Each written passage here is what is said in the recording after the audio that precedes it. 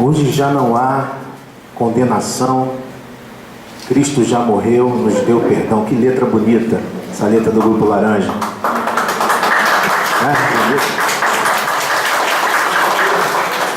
Não, estou brincando com vocês. Todas as músicas são bonitas, tá, gente? Tô brincando, eu sou do Laranja, tem que dar uma, né?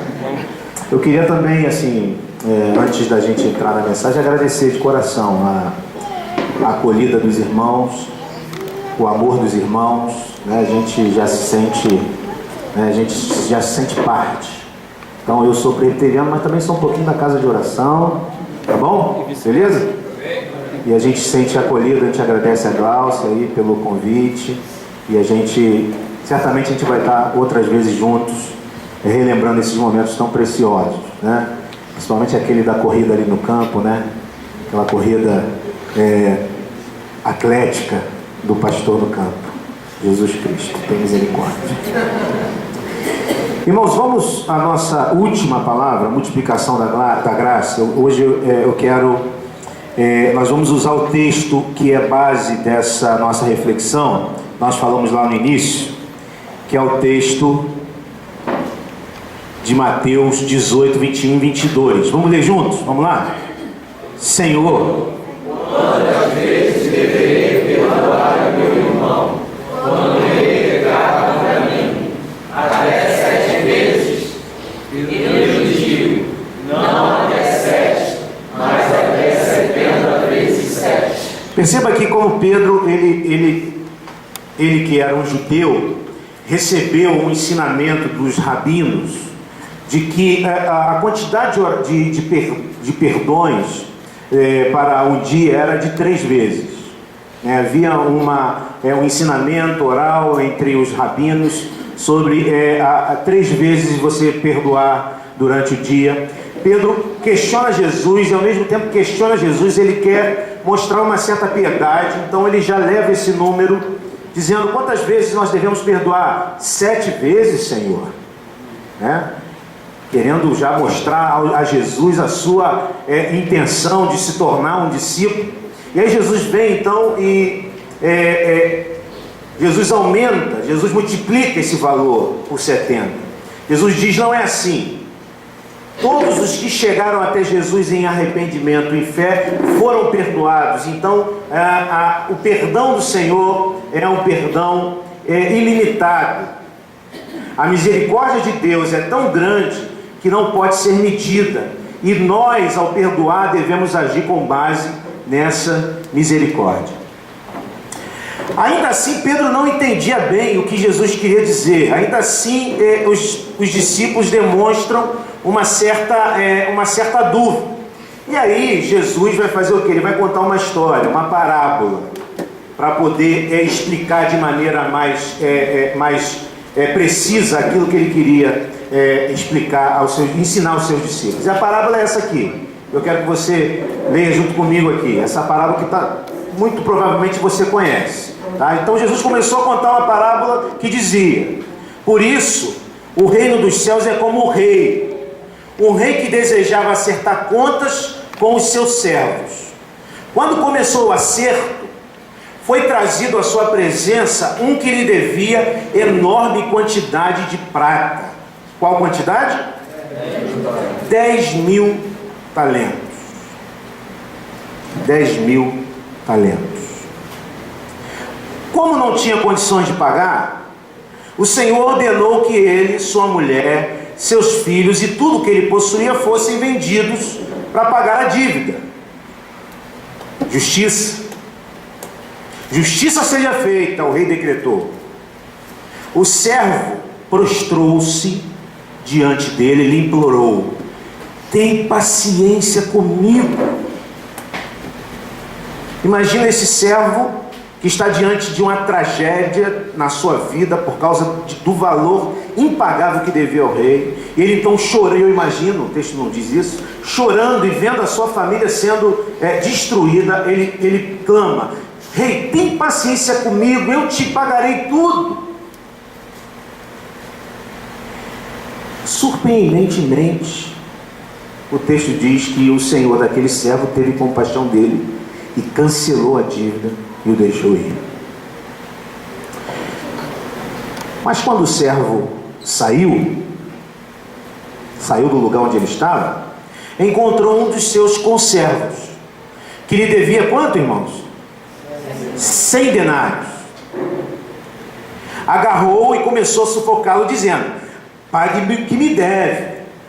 Então o conservo caiu de joelhos e implorou: tenha paciência comigo, eu lhe pagarei.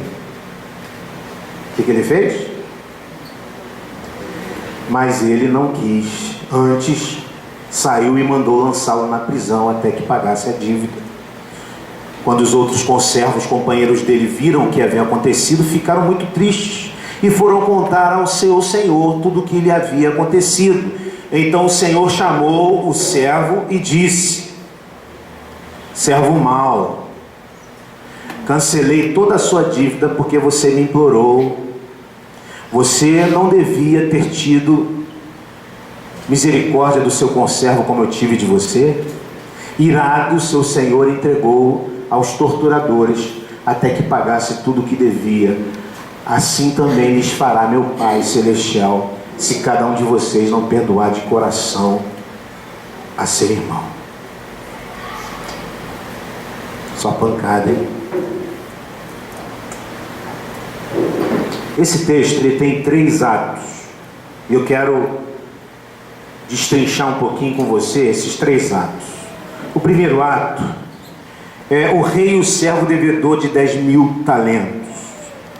O rei reuniu seus oficiais, convocou os seus súditos para cobranças. E aquele homem ele diz: você vai me pagar, você me deve 10.000 talentos. E aí? Um talento, irmãos, valia 6.000 denários. Ou seja, o débito era de 60 milhões de denários. Quanto que foi o valor que a rapaziada sabe é que o PSG pagou para o Neymar? Para ter o Neymar? 222 milhões de dólares. Acho que é de euro. De euros. Quase R$1 milhão. É muito dinheiro. Esse valor, esse dinheiro não pagaria o que esse servo devia ao rei. Alguns estudiosos dizem que se todas as províncias dessem seus impostos anuais, Judéia, Samaria e as províncias, esses impostos anuais chegavam a 900 talentos por ano, que nós temos 10.000 talentos, ou seja, uma dívida impagável. E para pagar aquela dívida, aquele homem iria perder sua liberdade, se tornar um escravo, sua esposa se tornaria uma escrava, seus filhos se tornariam escravos. Jesus não dá muito detalhe em relação a isso, mas somente diz o seguinte: a dívida foi cancelada diante da humilhação, diante do clamor daquele homem.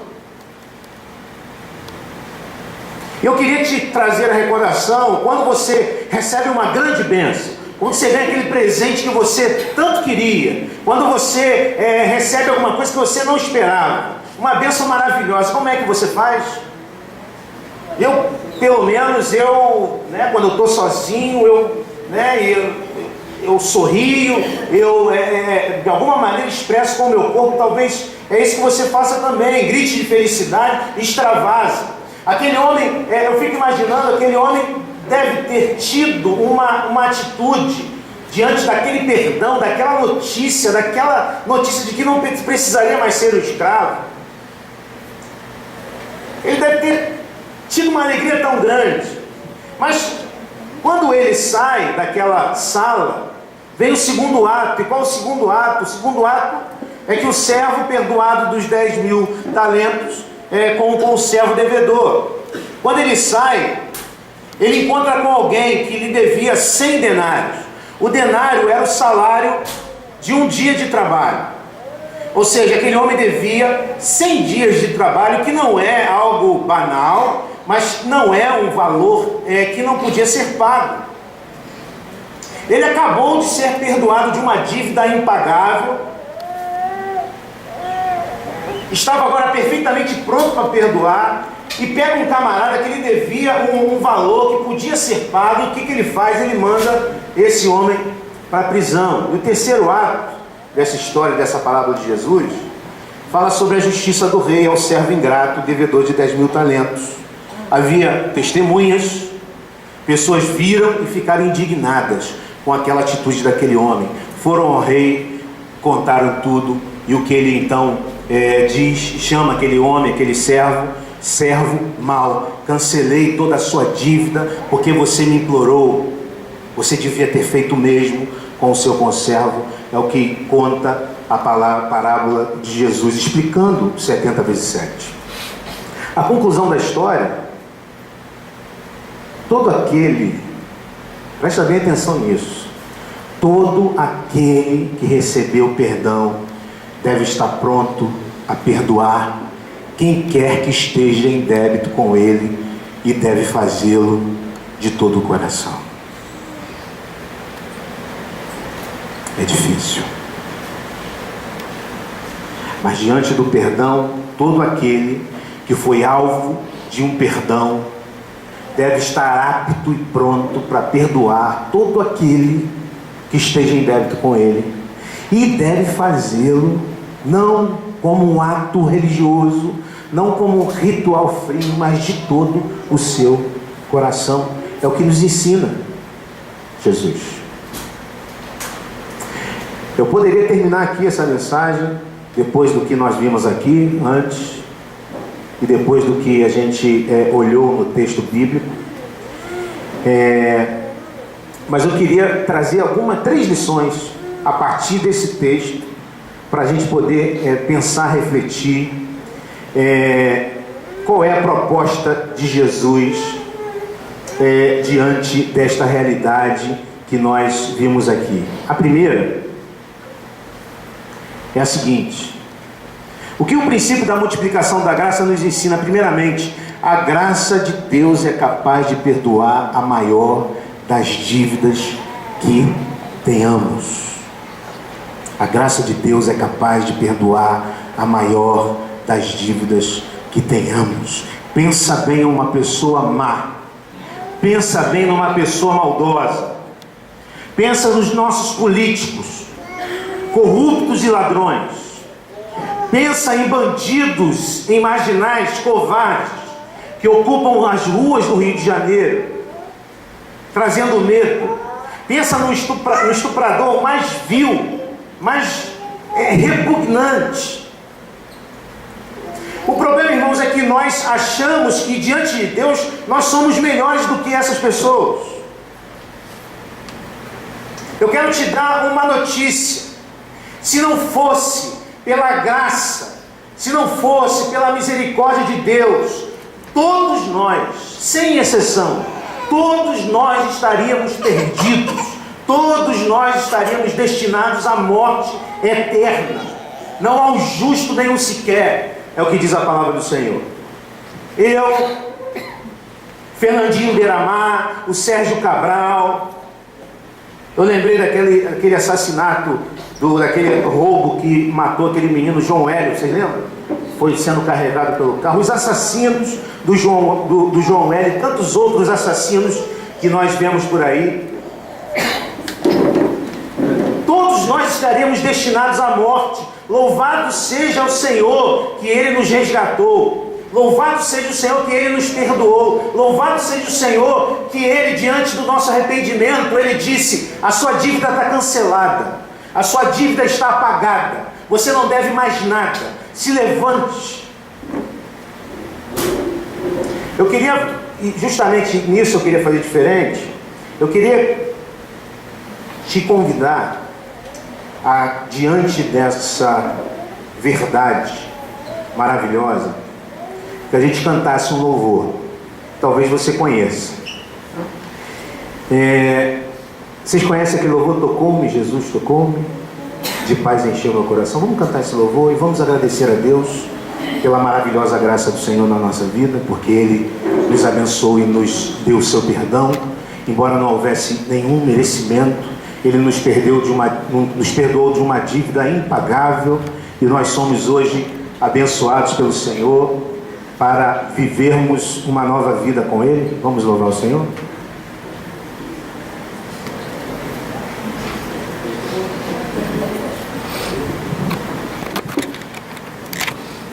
Pode passar ali, é eu que não passei.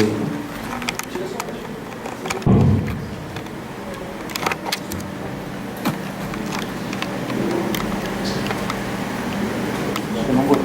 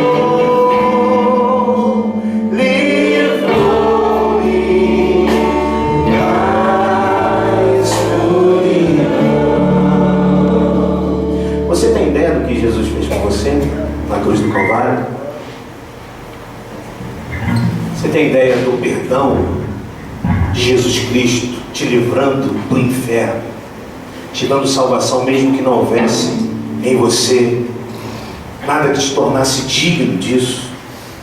Você já parou para pensar no que representa o sacrifício de Cristo Jesus na sua vida e do que Ele fez quando na cruz do Calvário deu o seu Filho para morrer na cruz por você?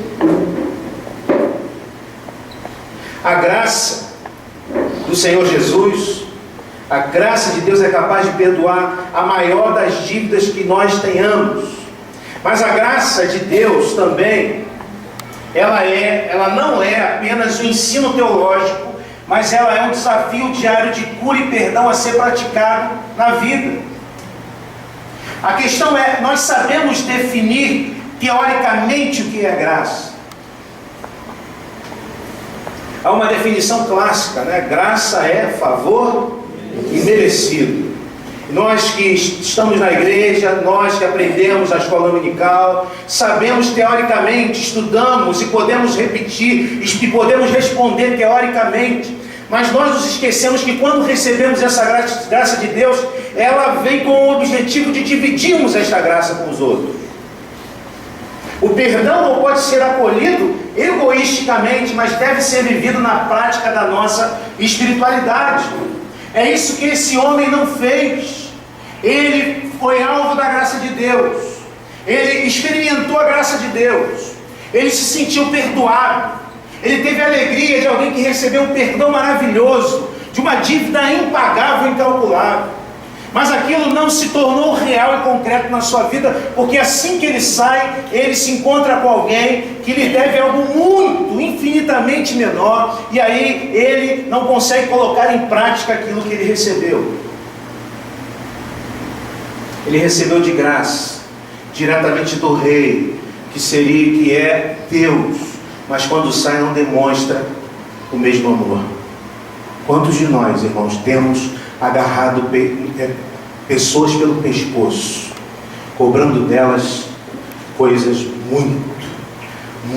infinitamente menores do que aquela graça, ou aquele pecado que tínhamos contra o Senhor, e temos cobrado delas.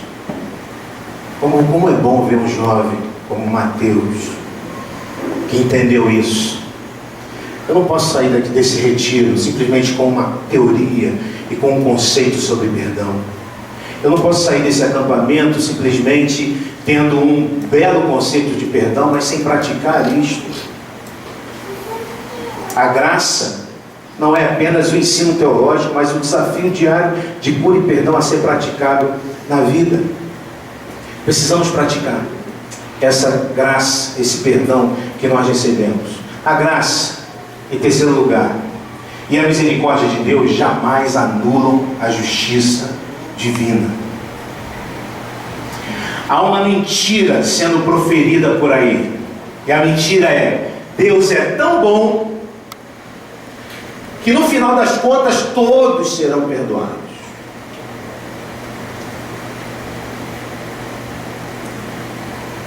Por trás de toda manifestação de bondade divina, ouça isso, encontra-se uma ameaça de severidade e julgamento se essa bondade for desprezada. Se nós desprezarmos a graça e a bondade de Deus, passamos a ser responsáveis pelo que fazemos. Aquele homem da parábola que Jesus contou, ele já tinha recebido justiça. E qual era a justiça? Seria vendido, sua mulher seria vendida, seus filhos seriam vendidos. Foi perdoado. E quando tinha toda a condição de perdoar, ele recusou viver aquele perdão, ele recusou compartilhar o perdão do qual foi alvo. E aí o que acontece? Ele volta diante do rei, e o rei agora precisa fazer justiça. Irmãos, isso não é uma palavra para te intimidar, para te colocar medo. A Bíblia diz que Deus é tardio em irar-se. A palavra de Deus diz que Ele é um Deus misericordioso. É um Deus que abençoa até 1000 gerações. Mas temos que vê-lo também como um Deus justo. Temos que vê-lo também como Deus justo. E a pergunta é: se nós estivermos agora diante do Senhor, Ele poderá olhar para nós e ver pessoas que receberam a graça do Senhor com alegria no coração, mas quando viveram a sua vida também puderam repartir essa graça sendo pessoas perdoadoras.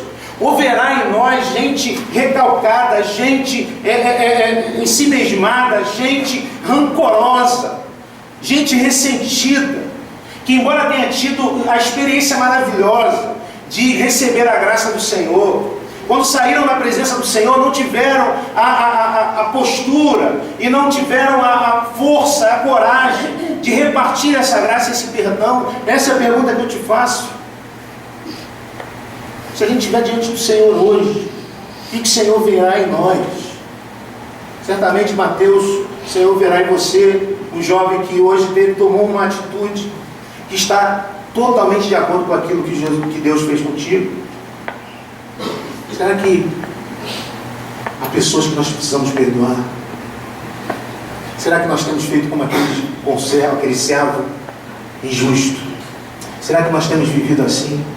Mas pastor, você pode questionar, dizendo: pastor, vejo tanta gente ruim que parece que Deus não faz nada, que parece que Deus não faz nada com eles parecem que estão sempre bem, sempre com dinheiro que eu não tenho, sempre vivendo as coisas boas que eu queria viver. Deixa eu te dizer uma coisa: não queira ver a justiça de Deus em tudo que você vê ao seu redor. A Bíblia diz que este Jesus que morreu na cruz do Calvário, este mesmo Jesus que deu a sua vida, este Jesus vai voltar. E todos, sem exceção, diz a Bíblia, todos, aqueles que foram alvo da misericórdia dele e aqueles que não foram alvo da misericórdia dele, todos terão que abrir a sua boca e confessar que Jesus Cristo é o Senhor. Amém. Todos terão que confessar que Jesus Cristo é o Senhor. A graça de Deus é concedida não àqueles que se julgam merecedores, como os fariseus, mas àqueles que reconhecem que são pecadores, que reconhecem que são devedores.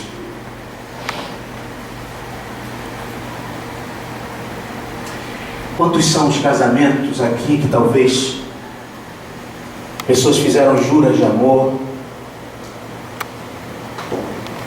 e agora vivem uma relação dividida, uma relação ressentida, uma relação amargurada? Os juramentos de amor se tornaram palavras turras, palavras que são como espada e se ferem uns aos outros. Quantos amigos aqui que trocavam momentos maravilhosos de comunhão e agora não se falam mais? Ou quantas pessoas você deixou lá fora, você vive essa situação?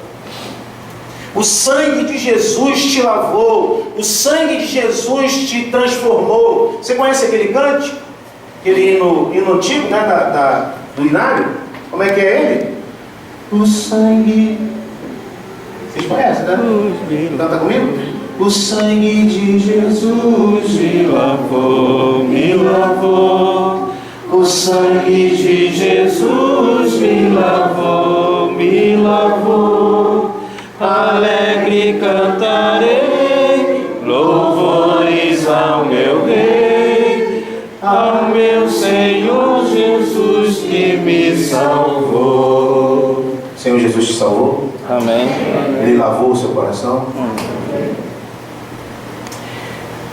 Quando Jesus estava na cruz, ele disse uma palavra, é a última palavra que ele disse na cruz. No grego, ela é aquilo ali, ó, tetelestai. Está consumado, está totalmente pago, dívida cancelada, perdão concedido.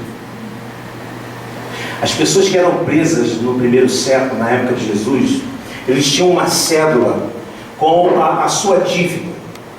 Qual era a dívida que eles teriam que pagar?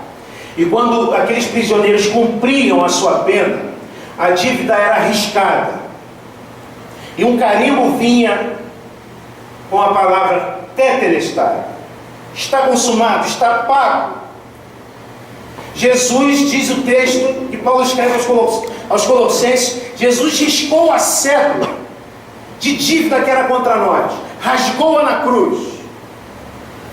Nós também éramos devedores, ele rasgou a cédula, ele a rasgou, cancelou quando disse tetelestai, está consumado. Estava tudo consumado, tudo feito, tudo pago. Não precisamos pagar mais nada. A nossa dívida está paga. Nós que tínhamos uma dívida impagável para com o Senhor, por causa da nossa rebelião lá atrás, por causa da rebelião que fizemos lá atrás, quando escolhemos dar as costas para Deus.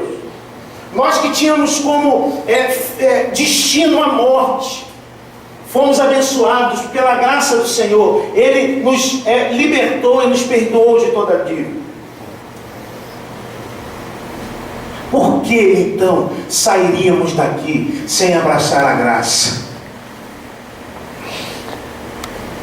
Por que então sairíamos daqui sem perdoar aquele que nos deve muito menos do que devíamos a Deus? É a pergunta que eu quero fazer para você. Por que sairíamos daqui? Por que você e eu sairíamos daqui sem perdoar pessoas que nos devem muito menos do que nós devemos a Deus?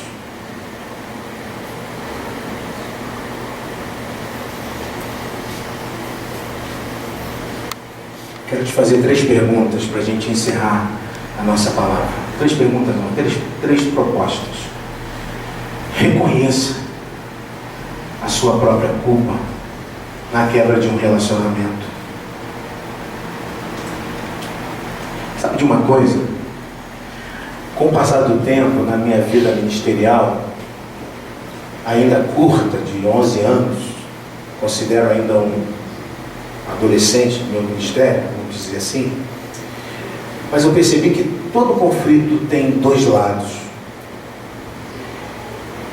E mesmo que a gente pense que sempre é o outro lado que é o único devedor, a gente sempre deixa a desejar, tem sempre alguma coisa que nós precisamos fazer ou precisamos fazer, reconhecendo a culpa que temos na quebra dos nossos relacionamentos. Reconheça a sua própria culpa na quebra de um relacionamento. E aí, tome atitudes práticas de construir pontes de aproximação em vez de cavar abismos de separação. O Mateus aproveitou aqui no cantar o Grupo Laranja e fez aqui para todo mundo ver. Talvez você não tenha essa mesma desinibição, mas saia daqui deste acampamento primeiro com a dívida cancelada dentro do seu coração em relação àqueles que te ofenderam, e em segundo lugar com o desejo de construir agora pontes para que esses relacionamentos sejam restaurados pelo Senhor.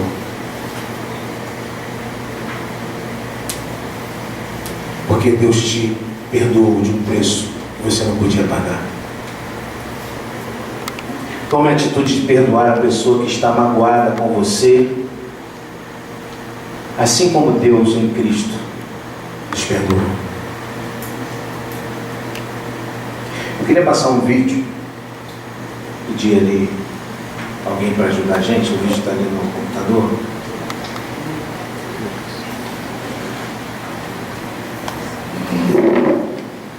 Preste atenção nesse vídeo. É mais curto que o de ontem, tá?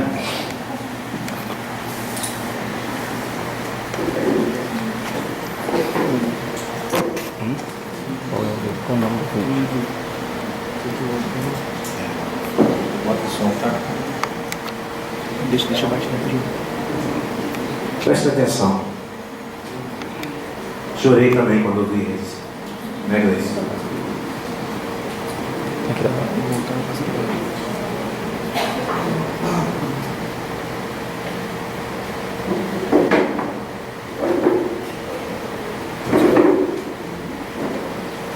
Tem som, tá? O áudio está aberto. O áudio lá está aberto. No início ele não tem mesmo. No início do som.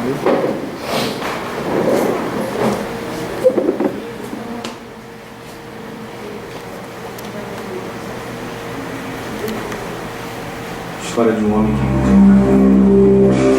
On November 5th, 2003, all doubt of Ridgway's guilt was erased.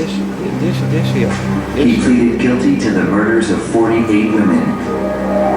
He made a deal to cooperate with the prosecution to provide more information on his victims and the whereabouts of their remains. In doing so, he avoided a trial and possible death penalty. Mr. Ridgway, how do you plead to the charge of aggravated murder in the first degree as charged in count 1 for the death of Wendy Lee Caulfield? Guilty. How do you plead to the charge of aggravated murder in the first degree as charged in count 2? Guilty. Guilty. Guilty. It's like he didn't have any remorse at all for what he had done. You know, he killed so many people, he didn't remember who they were, what they looked like. I just couldn't believe that somebody could kill all those people and not remember them.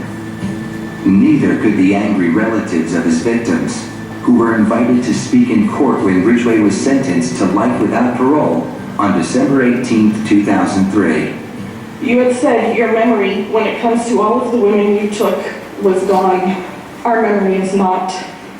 In your words, you said that they didn't mean anything to you, but she meant everything to us. She was a mother, she was a wife, she was a sister, and we miss her. Gary Ridgway sat there stone-faced as victims' relatives damned him and mocked him. He's an animal. I wish for him to have a long, suffering, cruel death. He's gonna go to hell, and that's where he belongs. But then the emotionless facade finally cracked when the father of one of his victims appeared to surprise him with a dose of human kindness. Mr. Ridgway, there are people here that hate you. I'm not one of them. You've made it difficult to live up to what I believe, and it is what God says to do, and that's to forgive. You are forgiven, sir.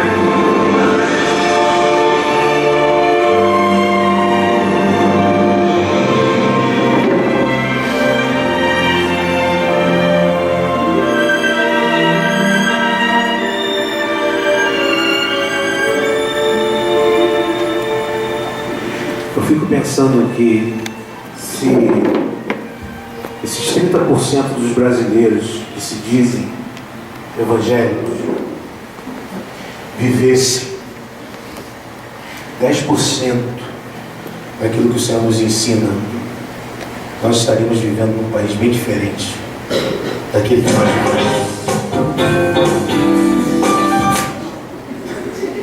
Eu estou aqui quase chorando. Viveríamos num país bem diferente desse que nós vivemos, um país em que as pessoas vivem em turras umas com as outras. Os próprios evangélicos vivem assim.